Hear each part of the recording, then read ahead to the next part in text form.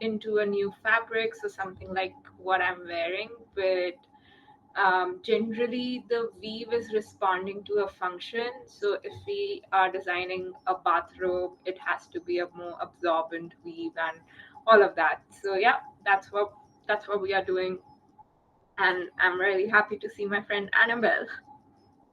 Thank you so much, Bhavya. And here with us, we have Oscar.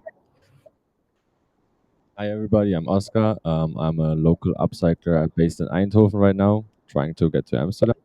So if anyone has room for free, if you can see my stuff on the right rack, and I'm kind of like the production specialist for Kanta Social Club for this week. And yeah, I think we're gonna do some more workshops and community building events in the future. Great. So today's panel, we will be firstly talking about a simple and urgent question. As the fashion industry bets on artificial intelligence, automation, and large-scale innovation to save the planet, what if the real solutions are already here in craft traditions, in community-led repair, in ways of working with scarcity rather than abundance? To begin, let's ground ourselves in tradition. So I would like to ask Bhavya, could you share more about jugaad, the term in India to describe frugal innovation? Yeah, sure. So it's funny. I think Annabelle and I were discussing our experiences working in different communities, and this is across the globe. And we found that uh, where there has been scarcity, people have always found ways to make things work. And if I had to describe India's philosophy of making it work despite everything, it's jugaad. We will find the most simple innovation, and we'll not see it as innovation. We'll see it as just getting from point A to point B. Um, and then, of course, the Western perspective comes in and it blows their mind, and they're like, oh my God, what is this innovation? So I think rag weaving was one such thing that we were just doing very intuitively because there was so much waste. We had the skill to loom it back into a fabric, and this was being sold at like peanuts on the streets of India.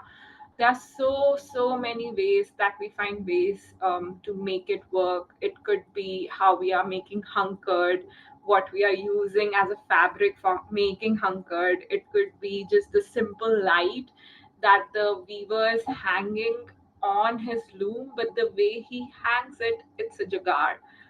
So jugaad, we are just making things work in a world where like there is no reason why things should work, but we make it work.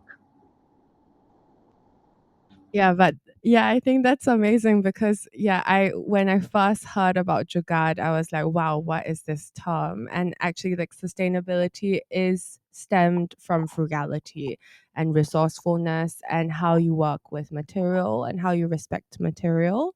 So I think there's such little ingenious ways of working with material and discarded material in particular, and there's a lot of overlaps between communities like like your community in Jaipur and the community in Ghana at Kantamanto. There are all these amazing interesting techniques. From Oscar's perspective, can you share an example where scarcity in the context of the global north has sparked unexpected creativity or sustainability outcomes? I mean, I can talk about my school basically. So um, it's where because we have to buy all our materials ourselves, and it got quite expensive. And I guess you need to look for alternatives. And because of that, I guess everybody got creative. You either contact companies or you look locally. Also, you find a lot of stuff in your grandparents' basements, your parents' basements, your uncle, auntie's basements. You will always find material to work with. And I think, yeah, that for me was the first initial way to get materials, and I continue to do so because they're all around us, or we have them at home already. We just tend to overlook them and forget about them. And if you get them out of the little corners of your houses or your relatives' houses, there's a lot of possibilities to still make with them. Yeah, I mean, also, are there specific techniques or outcome that you have built from the fact that there's like limitations in the materials that you source? Because, of course, traditional fashion is almost limitless when you're sourcing. You can get anything for new, you can get any crazy materials and any crazy fabrics that are new. And the only limitation is that the width of the fabric is maybe 1.4 meters. Um, But that's the most important point. You have a flat piece of fabric where you can just lay your pattern pieces on. If you work from old clothes or cut-offs or scraps, you kind of need to create your own piece of fabric. So, for example, if you look at the jackets in the back, I made them all from jeans where I cut off the legs, cut open the legs, and I kind of create like almost like a textile collage. And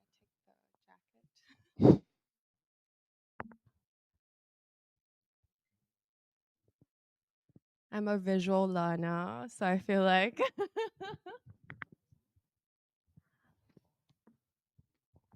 so basically, you see all the stripes. It's just legs of different types of pants and jeans, and then dyed them in different ways.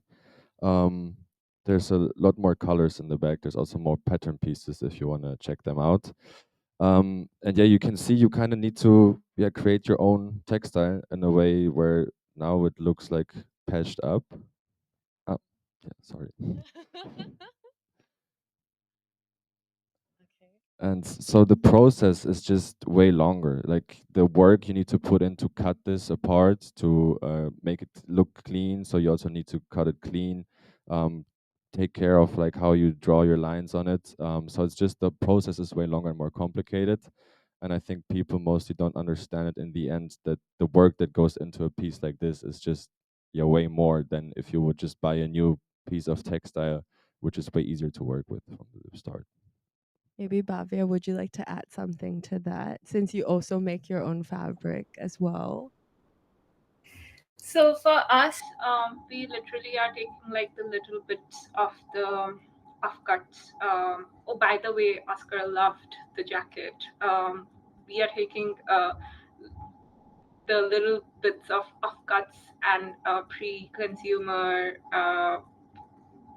like of really tiny bits of fabrics that get left behind on the cutting room floors. We are collecting it.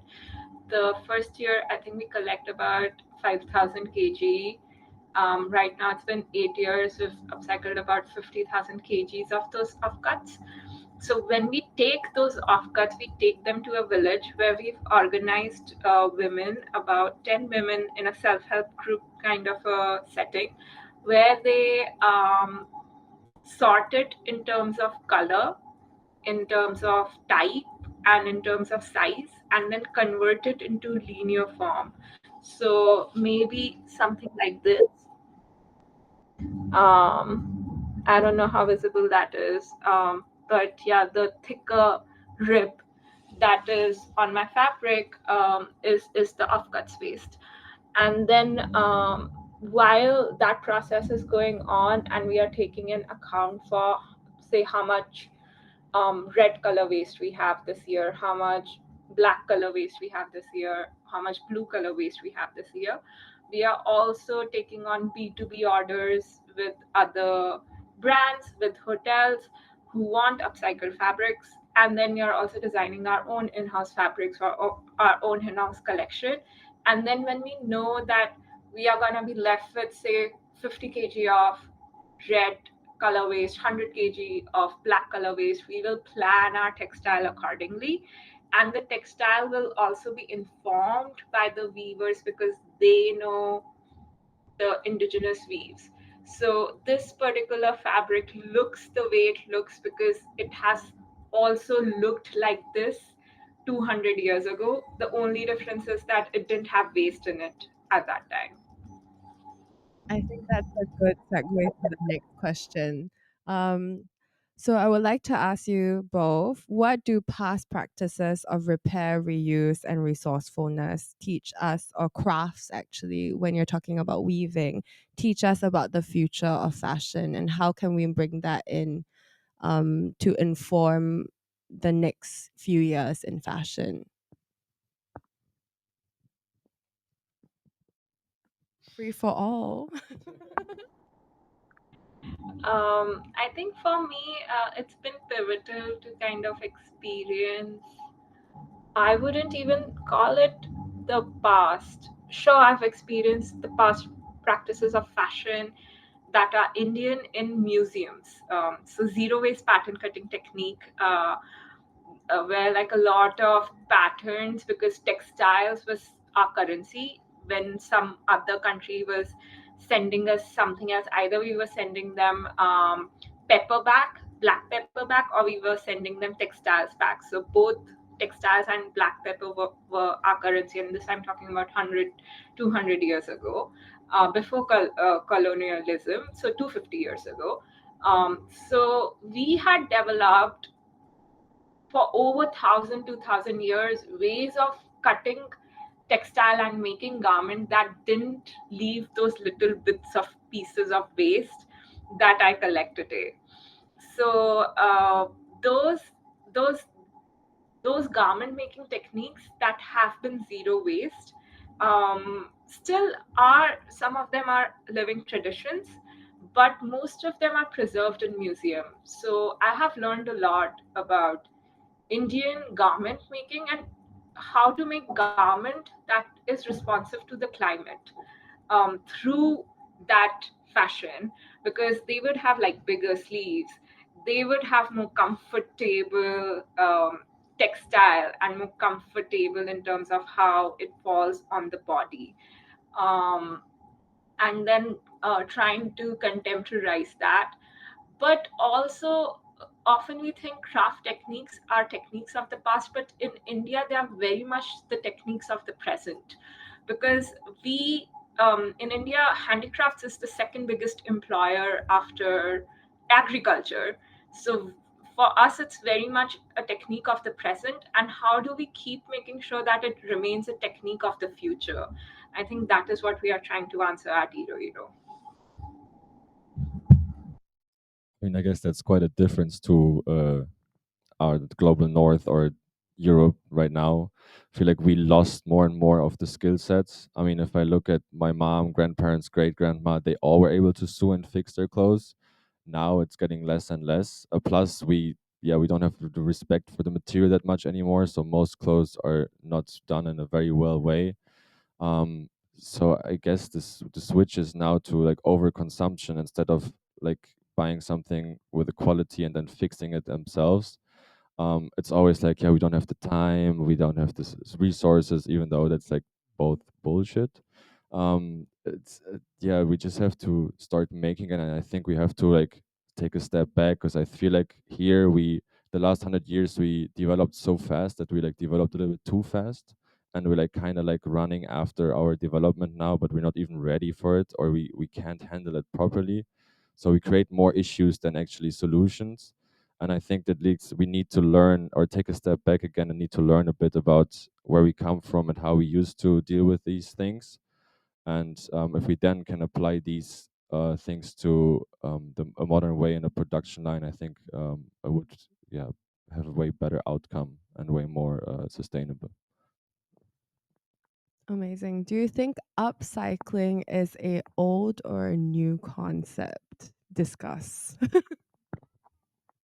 Um, I mean, I guess it's a new concept, because when we hear that the people in Ghana didn't even know the word, but when we told them about, yeah, this concept, they were like, well, we just do this for hundreds of years already. We just didn't know that it's called upcycling.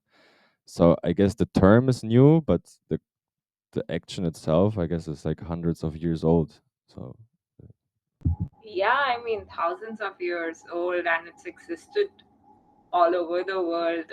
In Japan, Boro Boro, Sakiori, all of these techniques where they were using waste, especially if we map I think it'll be an interesting exercise, and I know Annabelle, you and I can come up with multiple projects in a conversation, but it'll be an interesting exercise to map economic scarcity and connect it with upcycling, because whenever upcycling has kind of emerged in a geographical specific geography, it's always been in an era of economic scarcity. So there have been so many renditions of upcycling throughout the world, and especially in India, we've got Kanta, we've got rag weaving, we've got embroideries, we've got weaving, we've got too many ways we are upcycling. And not only textiles, we are also upcycling wood, we are upcycling metal, we are upcycling everything. I think there's always been upcycling a part of our culture. The term, definitely, it's English, it's Western. We've had multiple terms for it throughout.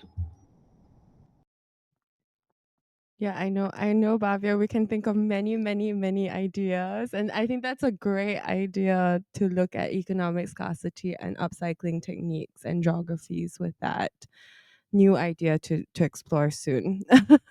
um, when we talk about fashion today, there's an obsession with scalability, and there's an obsession with tech and massive textile to textile recycling infrastructures, as though recycling is going to solve all of our issues. Um, where do you think these industrial processes actually fall short compared to localized craft driven solutions? Bhavya? Yeah, sure. I think I think with the scale of the industry that we are dealing with, sometimes it is very difficult to even process what can we what what can we project as an absolute solution. I don't think there is an absolute solution. We need to try everything, and we need to have like the small and the big and the weird and the ordinary and the extraordinary come together. It has to be diverse, and it has to be a tapestry of diversity, and it cannot be a homogenized, this is how we solve this massive problem. It is nuanced, it is complex, it has so many social and economic nuances to it as well. To just say that craft-led upcycling can solve it would be very unfair, and to just at the same time say that large-scale recycling would solve it would be super unfair as well. So I think it's gonna be, it has to be all of us on the table working with the right intention, and then trying to understand how can we help each other out. 100% agree. And I think, yeah, it's like it's a way to deal with the waste. And especially here, I think we need to deal more with our own waste instead of giving it this job to other people. Um, but at the same time, we also, if we continue producing as much, we will not be able to keep up with the upcycling. So like we also need to reduce a lot of like how much we produce new so we can deal, or like can focus on the systems more that can then rework the trash that we already created, or not even trash, the textiles we still have all around us. So yeah, I think it's like it needs to go both ways. We need to reduce a lot, and then we need to, yeah, not maximize, but like improve the systems of upcycling, and maybe scale them up a bit. But also, we still need to focus on those small communities and the creativity, and especially the community building that comes with it. Because if we lose this, then I feel like also upcycling is, yeah, it's not what it's supposed to be, at least in my eyes. Yeah, I think both of you mentioned about communities as well. And I think um, there was this metaphor that I heard recently about the climate crisis, about how the climate crisis is a storm that we're in. And the global north is on big cruise ships that are basically releasing a lot of oil and are the ones that are causing the problems, but also have all the facilities to survive the storm. And a lot of the communities that are dealing with the waste and all the land pollution and everything, they're on small rowboats and they're in the storm with us. But yeah, they don't have the capacity to go through the storm. So I think this is really important to note, that there is different voices and different solutions need to come together on the table, whether it's from the formal industry or the informal industry, so that we can go through the storm together as a globe, rather than only the strongest survive. Yeah. So how can actually design systems like that you've created, Bhavya, especially, center material lim- center material limitations, but also leave room for creative experimentation? So for example, you work with a really tiny offcuts, but that becomes a style and a specific style that you adopt. How has that been both a limitation but also a creative push for your brand? I think on a personal level, I've always found limitations. For me, they evoke creativity. So even when I had started working on my first jacket, and not with the idea that I'm gonna start a brand, I just wanted to weave from waste and work on a zero waste jacket out of it. I remember my professor saying like that too many limitations. You either do upcycling, you either weave from waste, or you make a zero waste garment. Don't do both. But I loved doing both and I enjoy it, and I enjoy the challenge, and I enjoy creating something unique out of it. That said, over time, I have learned that we also, because we are working with the community that's now 30 artisans across two villages, we have had to work with things that also look commercial. So zero waste pattern making has a specific aesthetic to it.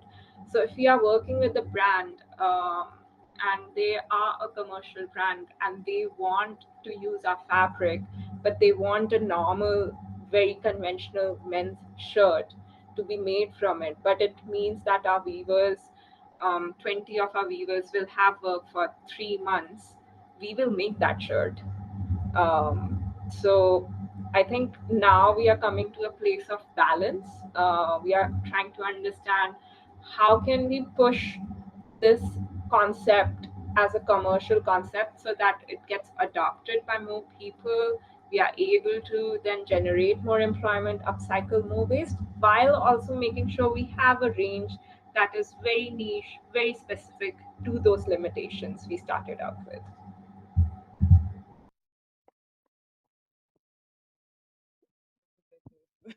Okay.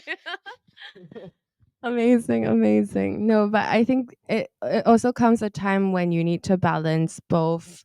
Of course, every time you're working with a community, you need to understand that the labor involved, and to be able to provide them stability, there needs to be a shift in the technique, possibly, and you have to make that choice, especially as a founder.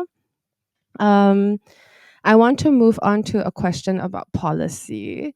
So, what would it take for policy to support jugaad style innovation, or innovation that is led by communities? What do you think? What kind of policies would help shape this adoption? Maybe Oscar. What kind of policies? I guess first of all, our waste system needs to be more visible. Like we need to know more about it. We need to be able to access this if we want to. We had so many people in the last couple of days who came in. It's like I try to contact all these companies, but no one replies to me. They all kind of gatekeep. They all don't really want to. At least as if you go to them and you're like, yeah, I'm doing a critical piece on what you're doing. They're like very very yeah, cut off and like, no, we're not doing this. Where the way I did it is that I only talked positive about them, and they were kind of willing to help me.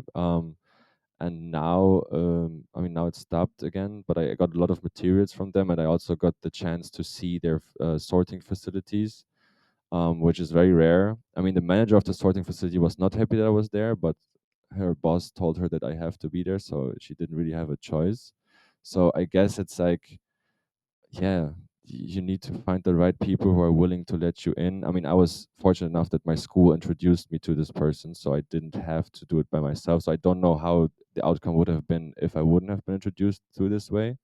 But yeah, this is very important, that we need to be able to see our trash in front of our door and not on the other side of the world, because I think we're so detached from it that we don't really care about it that much. When we see those pictures, it has an impact on us, but yeah, in the end, when you walk out the house, you don't have to deal with it. So yeah, I think that needs to change. So you're talking about transparency and also ignorance of the public, I guess both.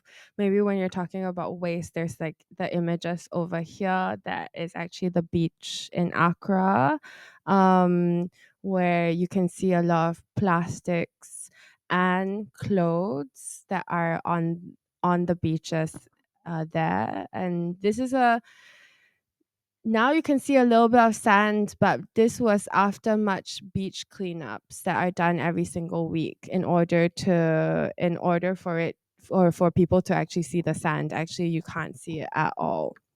So Bhavya, what's your perspective on policy aiding community driven innovation?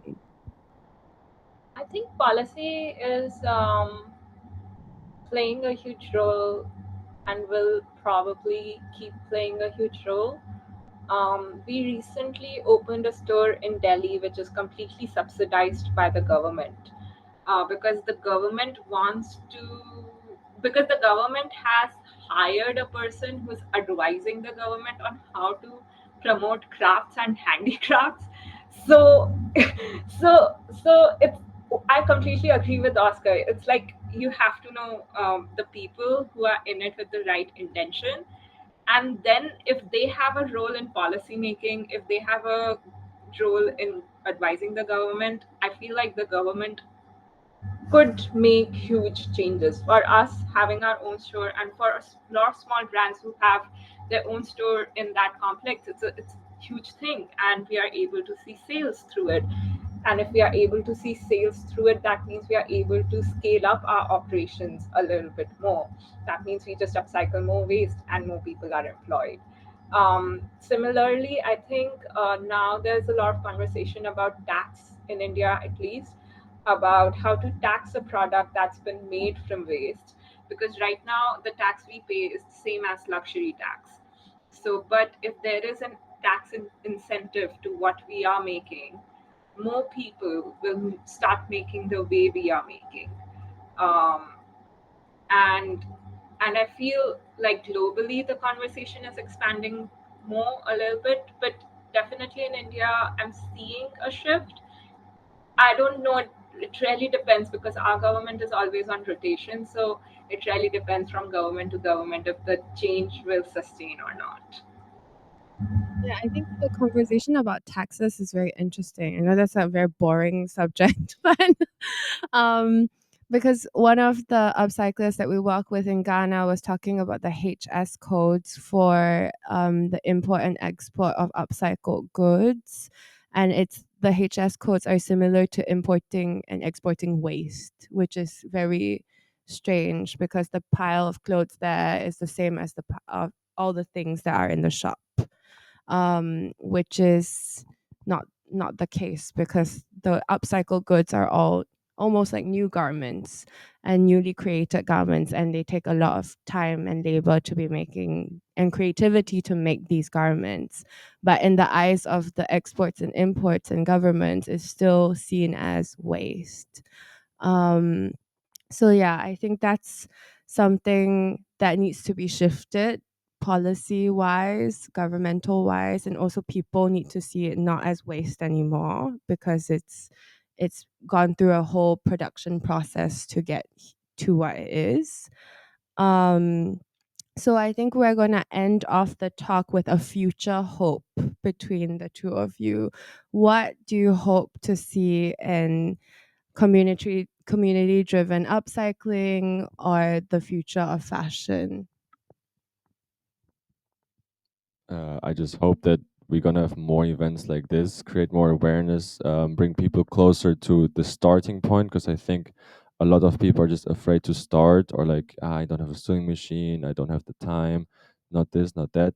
But I think like if we have more community events like this, where introduce people to the simplicity of how it can be done. I think that's like already like a very good introduction, and people can go home and decide if they continue doing it themselves.